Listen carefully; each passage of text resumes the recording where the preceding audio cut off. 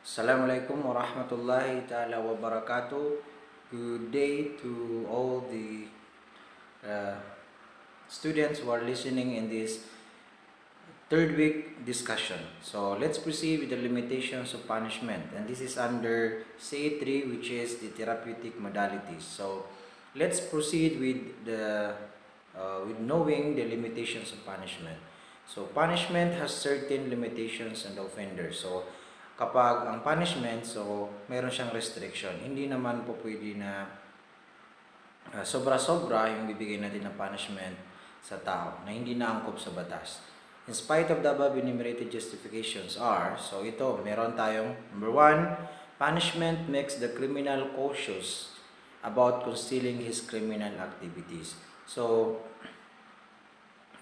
yung punishment is yung tao na kagawa ng krimen, so he can, because alam niya na mali yung ginawa niya, so pwede niyang itago yung kanyang criminal activities. Okay, number 2, stigmatizes him and isolates him from society, di ba? So para maiwasan natin siya na humalubilo doon sa mga taong mamamayan para hindi siya makagawa ulit ng krimen, so ilalagay natin siya sa loob ng kulungan. So makes him a martyr or a hero and develop in him an antisocial grudge and a social resentment of authority. So yun. Pwedeng halimbawa, dahil nakagawa siya ng krimen, so pwede siyang gumawa ng masama sa lipunan, so kinakailangan natin siyang iwasan, kailangan natin siyang gawa ng paraan para ipasok sa mga establishment na po pwedeng maka-reform at saka ma-rehabilitate sa kanya rather. So, punishment on the other hand does not deter. So, hindi niya na-stop yung mga tao na gumawa ng krimen. Does not repair damage to society. Hindi naman niya inaayos yung na-damage sa society. Or reconstruct the personality of the offender. O ayusin yung kabuuan, yung pagkatao ng isang tao. Dahil nasa tao pa rin yan kung paano siya gagawa ng krimen. So, titingnan natin. Yung punishment, hindi niya kayang ayusin yung nasira na, hindi niya ma-stop yung mga tao na pwedeng gumawa ng krimen in the near future, at saka hindi niya ma-hinder na mangyari ang isang krimen. So, ang punishment, hindi niya saklaw yung tao na yung pag-iisip ng tao dahil magkakaiba ang tao. So, may mga tao na dahil may punishment, so kinatatakutan nilang gumawa ng krimen dahil natatakot sila sa batas. So, meron namang mga tao na despite of this punishment na meron tayo sa government, so still gagawa pa rin sila. So, sorry, nabubulol tayo. So, meron tayong trains of punishment. So, ano yung mga kadalasang nangyayari na punishment? Ano yung kadalasang mga innovation na pwedeng mag-deter, although hindi naman talaga na-deter, ma-prevent na kaunti yung ating mga kriminal. So, the principal trains of punishment are in the development of exemptions, pardon, and communication. So, mayroon tayong mga punishment na in the development of exemptions. So, mayroon naman na exempt from criminal liability, katulad nung imbecile, because person with mental disorder or your insanity. So, let us say yung pardon, binigyan ng presidente ng pardon ang isang offender. So, yan, and communication. So, despite of this, so nakadepende pa rin yan sa pakikipag-ugnay ng tao, pakikipasalamuhan niya. The decline in the severity of punishment, so dahil na rin sa maraming way para makalabas tayo, so medyo hindi na mahigpit yung pinapatupad na batas ng ating Pilipinas. So meron pa rin mga justification na nangyayari kung bakit meron tayong exemption, meron tayong pardon. The growth of imprisonment and its modification. So maraming nakukulong, pero dahil hindi nasusuportahan ng maayos ng government financially ang mga kulungan natin dahil sa overcrowding, wala tayong sapat na facilities, so namomodify. Ibig sabihin, yung mga lesser offenses, so pwedeng palabasin ng maaga o kaya bigyan nila sila ng provision, pardon, parole, di ba? Good time allowances. So, dahil sa behavior na ginagawa ng tao, so yung punishment niya is pwedeng ma-lessen o kaya ma-stop o kaya naman is mabawasan, di ba? Indeterminate sentences, so tinatawag natin parole. So, those are indeterminate sentences na hindi lifetime imprisonment. Okay? Suspended sentence and provision, sinabi natin conditional release, parole, short sentences, and fine. So, ito yung mga bagong punishment na binibigay. So, although ang alam kasi natin, punishment is we inflict pain. So, in this category na sinasabi natin dito, although we are inflicting punishment, pero hindi na siya masyadong severe. So, still, with our guidance and supervision, hinahalo natin, re-integrate natin ang isang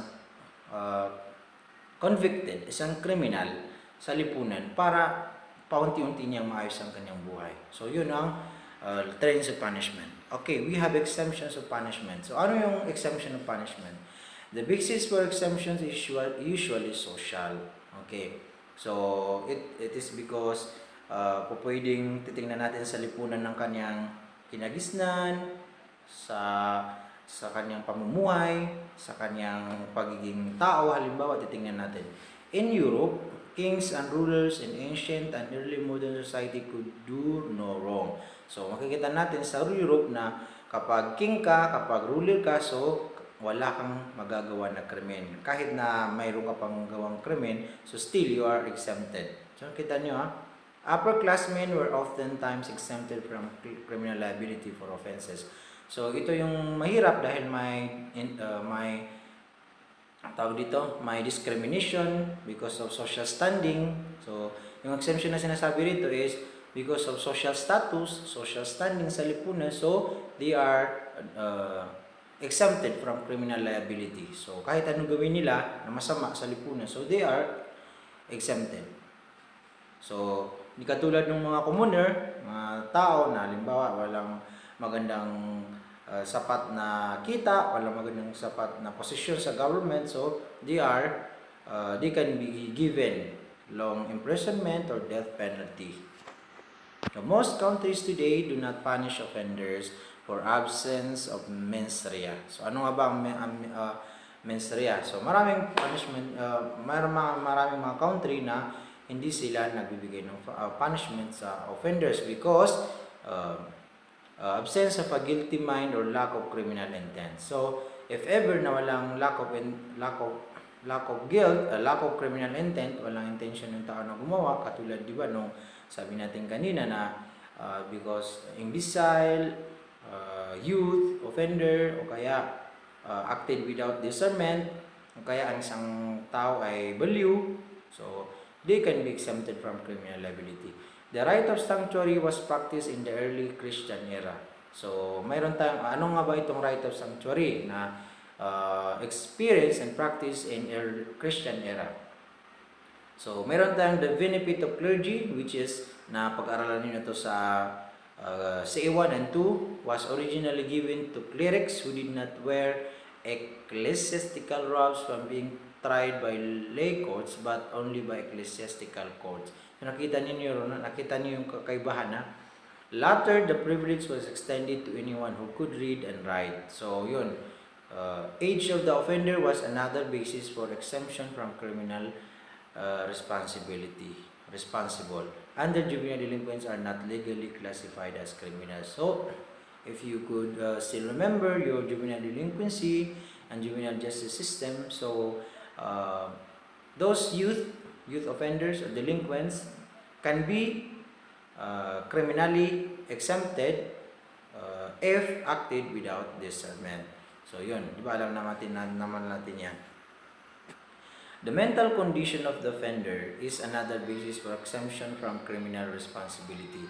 So tinitingnan lang natin yung utak niya, di ba? So kung value yan, so titingnan natin kung may time interval ba yan. Tinatawag na time interval is baka nung gawin niya yung krimen is nasa matino siyang pag-iisip. Kasi may mga time interval yung mga value. The M. Nagtan case of England, 1843, held the opinion that an offender is to be considered sane and responsible until it's proven that he was insane at the act was committed. So, karamihan sa mga kriminal, kung makikita ninyo, nagpapanggap. So, kapag napatunayan ng isang psychologist, psychiatrist, with the help of the GSWD, social workers, and other educational organization, for example, nakita natin na mayroon talaga yung sayad sa utak, so malalagay sila sa mental institution. And therefore, could not have known a right from wrong. So, di ba, yung mga baliw-baliw, so hindi nila alam yung ma-distinguish kung ano ang mali at tama. So, this doctrine holds true in every progressive country today. So, karamihan ngayon sa mga bansa is ginagamit ito, including Philippines. Reformists would have want that criminal insanes such as the criminal psychopaths and criminal neurotics handled by special laws and procedures in court and to provide specialized mental institution for their care. So yun, may mga sakit sa pagutag, yung sabi nila na maraming pagkatao. Okay? So, mayroong mga mental institution na nag-care dyan. There is now a move that in cases where the plea is no responsibility, so meron tayo niyan, because of insanity or mental disturbance, juries should be concerned only with the problems of establishing guilt, and that a panel of experts appointed by the court should determine the disposition to be made of the case. So, pag-aaralan yan kung ano yung kahihinat na ng kaso. So, nakikita na natin ngayon, pinag-aaralan natin yung human rights. So, paano natin igagalang yung bawat isa't isa. So, dahil if ever na hindi mo bibigay yung karapatang pantao, kinitil mo ang buhay ng isang tao, so pwede kang ilagay sa isang kulungan na nagbibigay ng inflict pain or punishment. So, I hope you understand what I am saying.